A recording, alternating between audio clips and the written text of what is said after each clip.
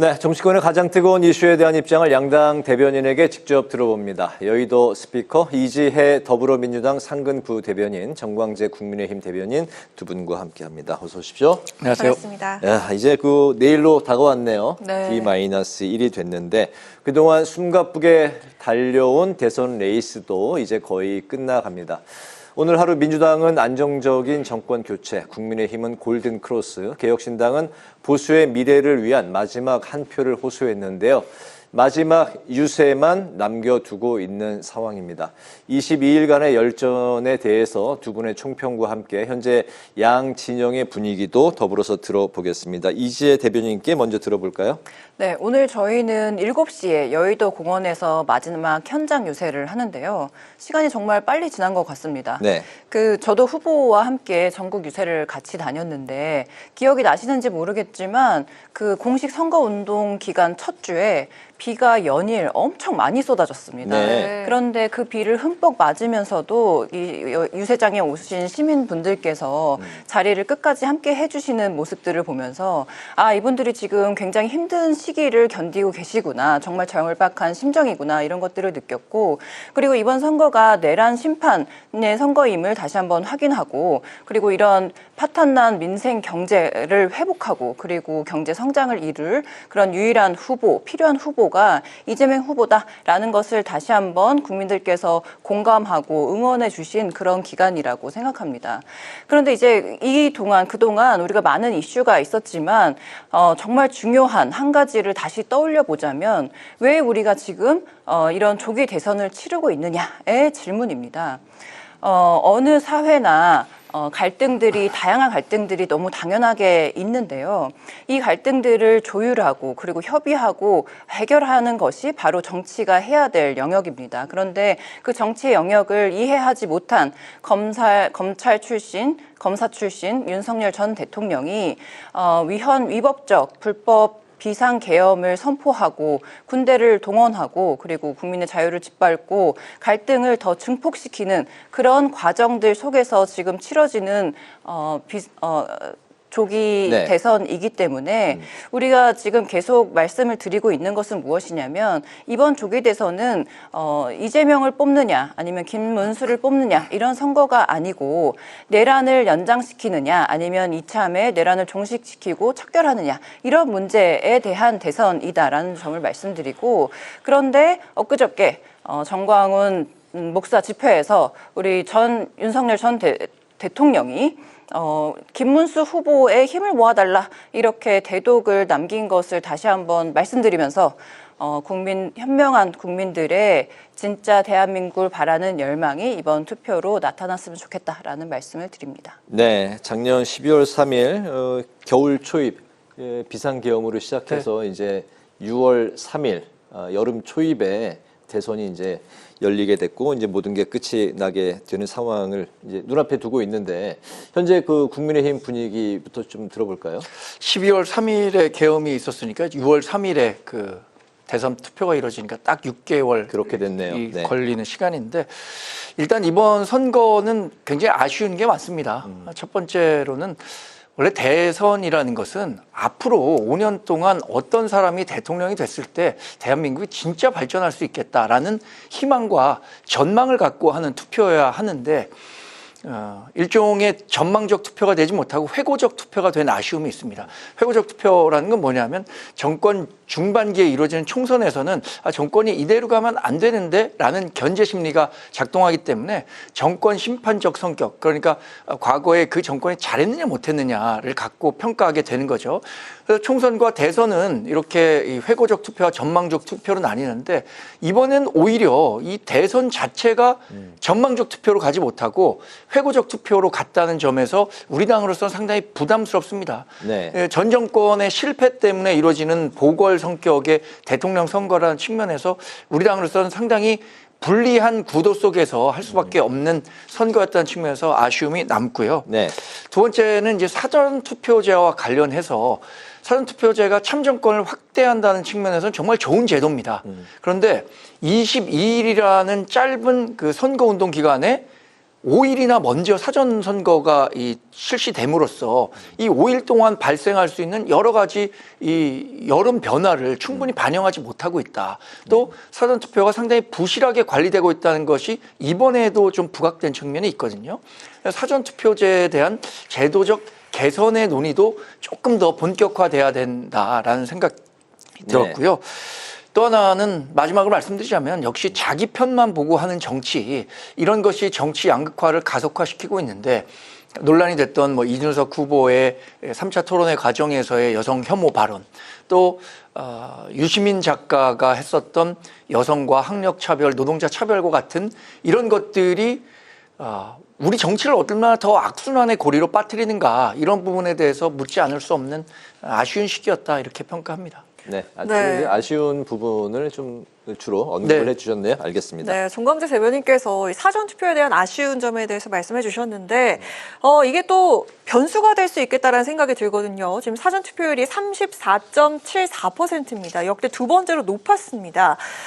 사전 투표율이 가장 낮았던 영남에서 과연 본 투표에 대거 나설 것이냐, 최종 투표율이 80%를 넘을 것이냐, 그리고 또 투표율이 높았을 때 과연 어느 진영에 유리할 것이냐, 이런 것을 두고 양측 모두 좀 촉각을 곤두세우고 있다는 생각이 들거든요. 어떻습니까? 이재 대변인부터 들어볼까요? 일단 사전 투표율이 역대 두 번째로 높다, 이런 부분을 많이 짚어주셨는데, 사실 이번 사전 투표는 지난 투표와는 달리 주말이 없이 평일 이틀 동안 진행되는 투표였기 때문에 네. 사실 실상을 보면 굉장히 투표율이 높은 거나 마찬가지다라고 해석할 수 있고, 그 이유는 우리가 지금 조용히 치러지는 것 같지만 내란 심판을 바라는 그런 국민들의 열망이 높은 투표율로 나타나고 있다라고 봐야 될 것 같습니다.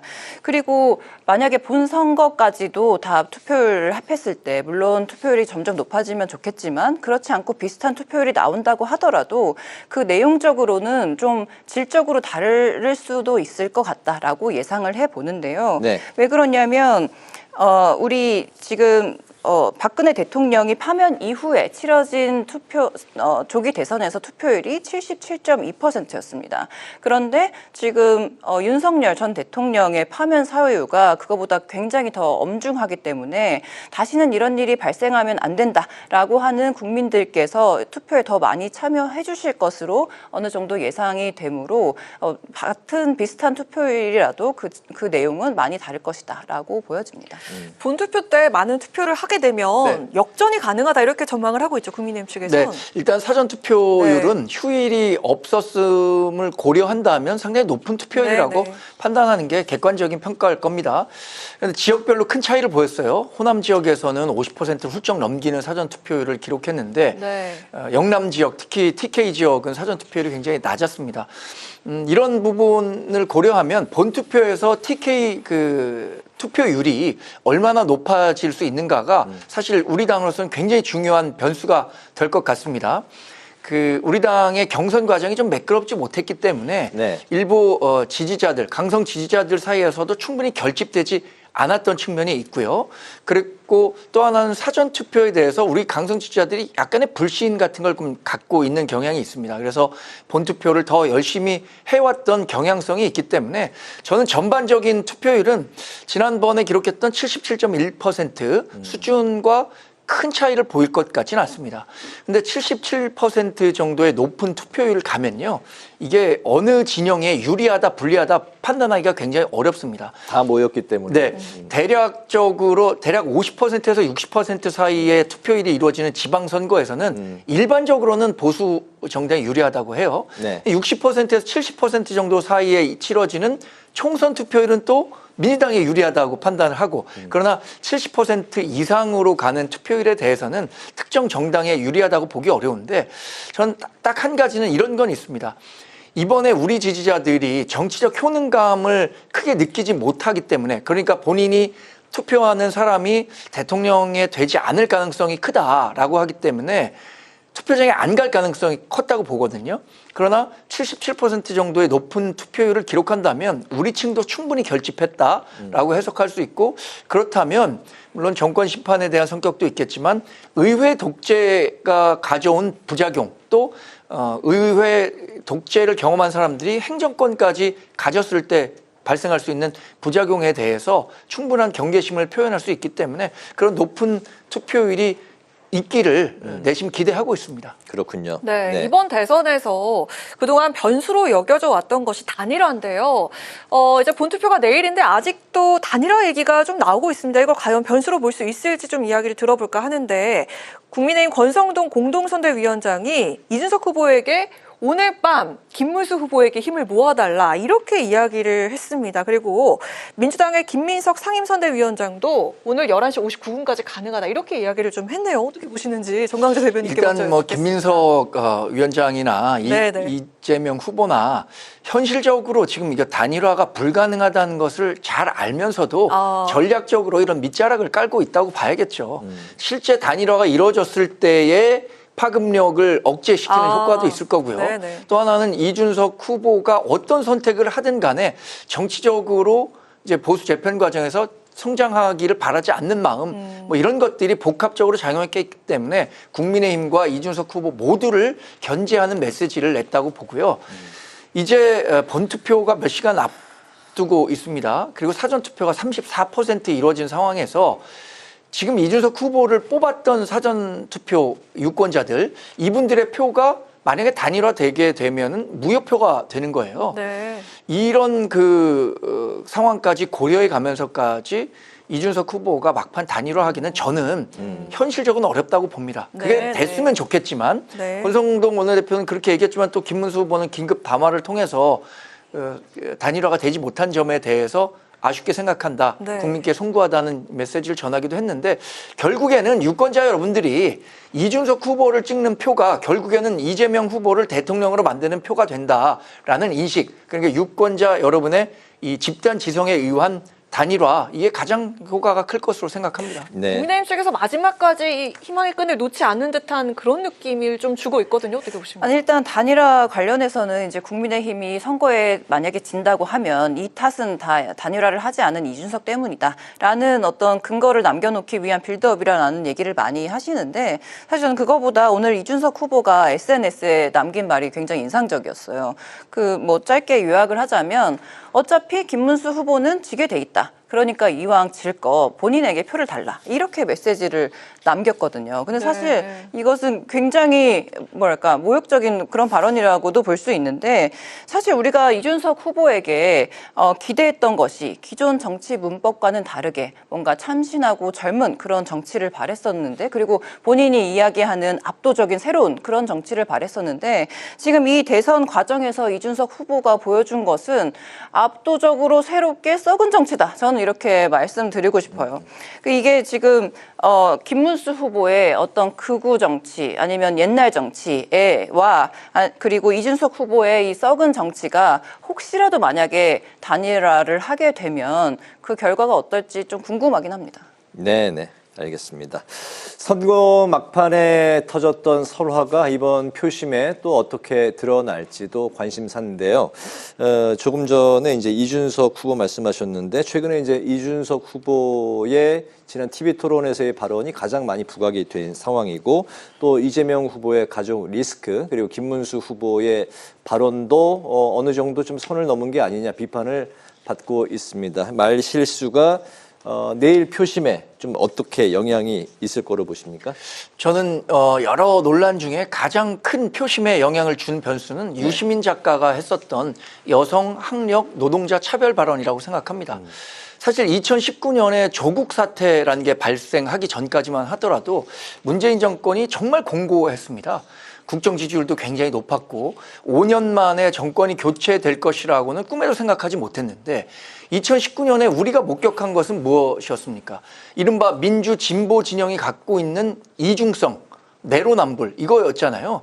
본인들의 자제분은 어떤 수를 써서라도 좋은 학교, 좋은 직업을 갖게 여러 편법, 불법적인 요소를 동원하면서도 반대로 가재, 붕어, 걔는 그냥 뭐 행복하게 살아도 된다. 이런 얘기를 하셨던 분이 얼마나 이중적인 잣대로 본인들의 삶을 살고 있었는가라는 부분에 대한 자각, 그것이 우리 국민에게 준 충격이 굉장히 컸거든요. 저는 유시민 작가가 비록 뭐 민주당에서 어떠한 당직도 맡고 있지 않고 이번 선대위에 참여하지 않고 있다고 하더라도 유시민 작가가 지지하는 또는 지향하는 정치적 지향점이 이재명 후보와 같다라는 것은 우리 국민 가운데 모르는 분이 있겠습니까? 근데 이분이 한 얘기를 보면 그동안 본인이 대중에게 했었던 얘기와 실제 하고자 했던 얘기는 완전히 결이 다른 거예요.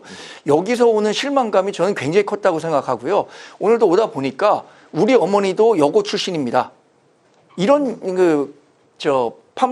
팜플렛을 봤어요. 네. 이런 거를 보면서 우리 국민들이 갖고 있는 이 진보 진영에 대한 이중성에 대한 평가 이런 게 크게 부각됐고 선거 막판에 5%포인트 정도의 지지율 변화는 비일비재하거든요. 저는 이 발언이 가장 문제적인 발언이었다고 생각합니다. 네, 제가 이제 새 후보의 이제 발언 그리고 이제 리스크에 대해서 이야기를 했는데 정광재 대변인이 이제 유시민 작가의 그 발언에 대해서 집중적으로 좀 부각을 해주셨어요. 네네. 말씀하신 바와 같이 민주당이 이제 당적을 갖고 있지는 않은데 어쨌든 뭐 유시민 작가 포함해서 그 내일 표심에 좀 영향이 있을까요? 어떻게 보십니까? 일단 얼마나 민주당의 어떤 흠이 좀 덜하면 이 유시민 작가의 흠을 이렇게 부각시키는지에 대한 어떤 의문이 있고, 그리고 언행에 실수가 있다면 바로 잡아야 되고 사과를 할 부분이 있으면 사과를 해야 되고 그것이 법을 위반했다면 그대로 처벌을 해야 됩니다.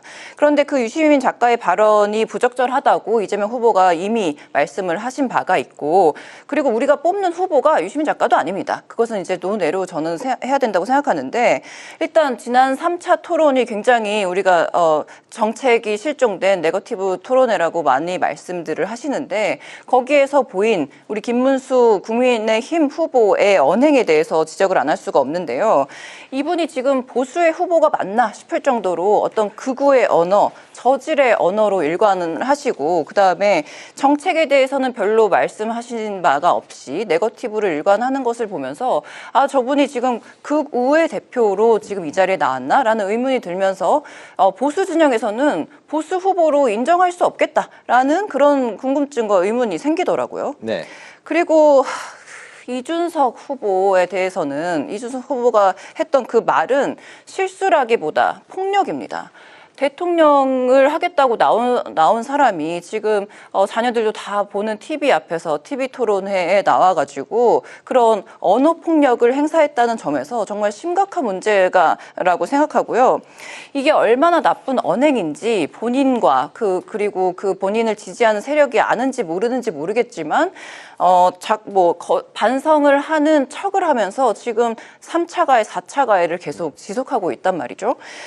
그 서울대 이준웅 교수께서 뭐라고 하셨냐면, 어떤 말은 왜 부끄럽고 다른 말은 어째서 자랑스러운지 서로 가르쳐야 된다, 이렇게 말씀을 하신 바 있는데, 이준석 후보는 지금 대선을 나오고 정치를 할 때가 아니다.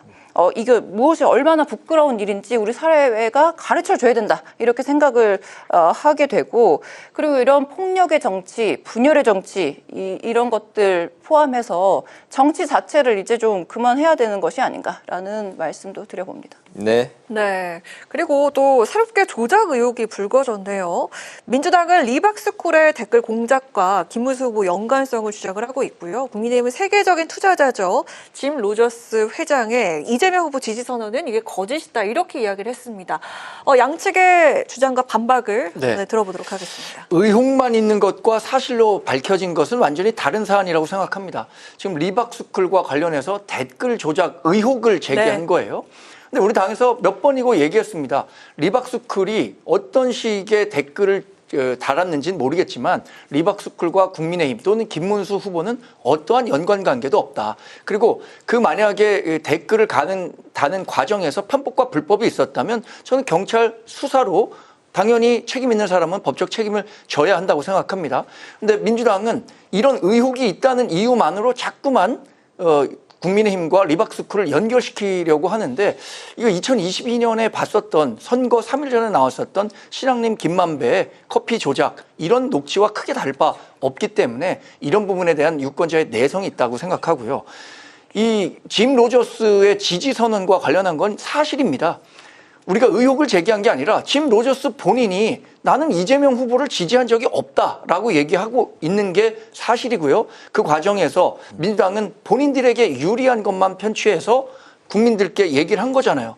일종의 국제적 망신을 스스로 샀다라고 평가할 수밖에 없는 아주 대단히 무책임한 그 지지선언 사칭이었다 이렇게 평가할 수밖에 없겠습니다. 의혹과 사실은 다르다 이렇게 주장을 하고 있습니다. 근데 지금 이 두 가지 이슈를 한데 묶어서 말하는 것 자체가 굉장히 부적절하다. 저는 이렇게 말씀드리고 싶은데 이 리박스쿨의 문제점은 뭐냐면 이것은 명백한 사이버 내란 행위입니다. 이게 극우적인 가치관을 우리 초등학교 학생들에게 주입을 시키려고 굉장히 조직적으로 침투한 사건인데요. 이게 지금 일방적으로 정치 세뇌 교육을 시키려고 사상 전사를 키운다. 이런 말들을 하고 있는데 저도 초등학교 학부모 입장이지만 얼마나 경악스럽고 끔찍한지 모르는 일이에요. 네. 그리고 심지어 이것을 매개로 댓글 공작팀을 운영한 사실이 지금 밝혀진 겁니다. 아까 정강재 대변인이 이것이 의혹뿐이라고 말씀하셨지만 실제로 그 뉴스타파의 기자가 잠입 취재를 해서 본인이 실제로 겪은 일들을 지금 취재해서 내놓은 거기 때문에 의혹이라고 단정 꼬리를 자르고 넘길 일은 저는 아니라고 생각하고요. 두 번째로 이 돌봄 사업에 대해서도 말씀드려야 되겠는데 이 돌봄 사업이 그때 당시에 추진했을 때 굉장히 문제가 많고 지금 추진하면 안 된다라는 지적을 굉장히 여러 차례 받았음에도 불구하고 윤석열 정부에서 새로 만들어진 그런 사업이란 말이죠. 그런데 이것이 1조 8천억 원이라는 예산의 이 혈세가 일부가 이 조직적인 범죄에 포함되어 있는 아주 중차대한 사안이라고 볼 수 있습니다. 그런데 이게 문제가 뭐냐면 이 윤석열 정부에서 끝나는 것이 아니라 지금 김문수 후보도 돌봄 사업을 확대한다 이런 공약을 내세우고 있습니다. 그렇기 때문에 지금 보수 정권에서 이 일방적인 이 주입식 어떤 사상 교육 차원에서 이 교육이 어떻게 침투하게 되었는지를 밝혀내야 되는 일이고요. 그리고 구구 보수 운동원을 키우는 프로그램에 김문수 TV가 참여하고 후원했다는 정황이 나와 있는 만큼 김문수 후보가 이것에 대해서 해명하고 사과를 해야 되는 일이다. 이렇게 말씀드리고 싶고요.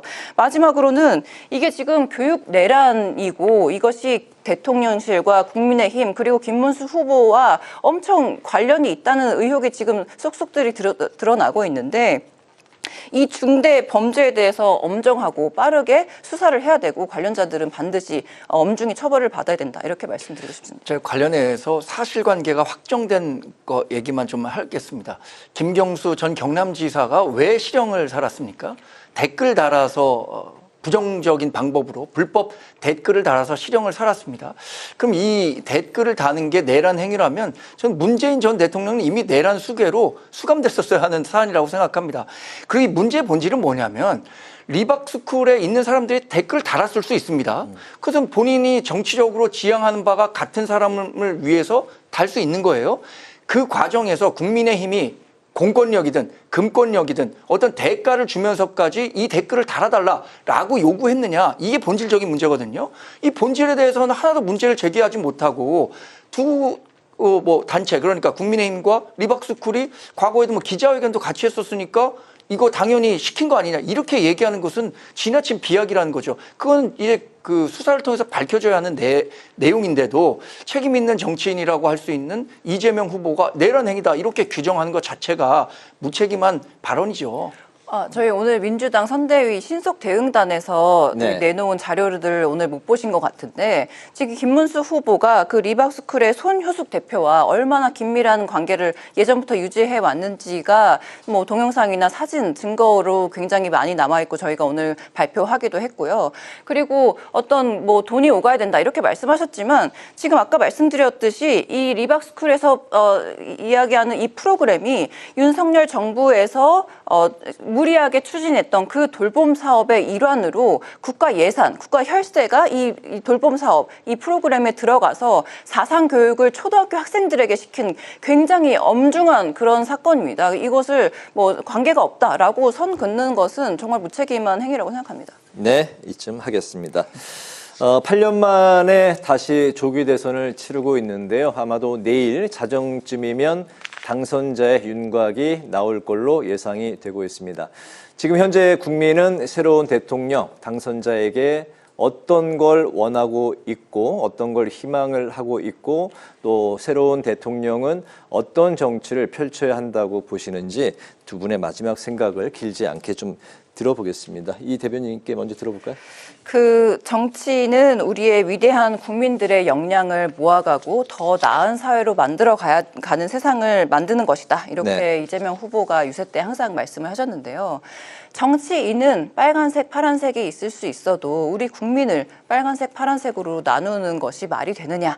우리 국민들을 여성, 남성, 그리고 노인, 청소년, 동쪽, 서쪽 이렇게 갈라치기 하는 분열의 정치는 이제 그만 끝내야 된다. 그래서 우리가 충분히 대화하고 서로를 존중하면서 국민이 주인인 나라다. 국민의 중심을 두고 우리가 통합하는 과정을 거쳐야 된다. 그것이 바로 정치가 앞으로 가야 될 길이다. 나는 그러한 정치를 대통령으로서 하겠다. 이렇게 말씀을 많이 하시는데 저는 그 말씀에 굉장히 동의하고 우리가 국민을 주인으로서 국민을 중심으로 국민을 바라보면서 국민에 대한 화합과 통합을 대상으로 정치를 해 나가야 된다. 이렇게 마무리해 보고 싶습니다. 네, 모레 국회 이곳에서 대통령이 이제 취임식을 네. 갖게 됩니다. 여러 가지 사정상 이제 간소하게 치러질 것 같은데 내일 본투표를 앞두고 마지막으로 어떤 말씀 네. 하고 싶으십니까? 역사는 우리에게 아주 중요한 가르침을 주고 있습니다. 절대 권력은 절대 부패하게 마련입니다.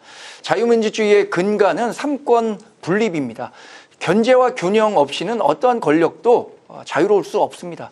지금 의회 독재를 일삼았던 민주당 정권이 이재명 후보가 대통령이 될 경우에 행정권 장악하는 건 당연한 결과입니다. 그런데 그 행정권과 국회 입법 권력을 바탕으로 사법권을 겁박하고 협박하는 모습 지금까지 우리가 목도했던 것 아닙니까? 이런 집단 지성을 통해서 견제와 균형, 최소한의 견제와 균형이 가능한 정치 구조를 만드는 것이 이번 대통령 선거에 무엇보다 중요하다고 생각합니다. 네, 여의도 스피커 이제 본투표를 앞두고 마지막 시간이고 이제 또 투표 끝나고 새로운 대통령이 당선되면 또 네. 두 분의 말씀을 듣도록 하겠습니다. 지금까지 이지혜 더불어민주당 상근 부대변인, 정광재 국민의힘 대변인 두 분의 말씀과 함께했습니다. 말씀 고맙습니다. 잘 고맙습니다. 들었습니다. 고맙습니다.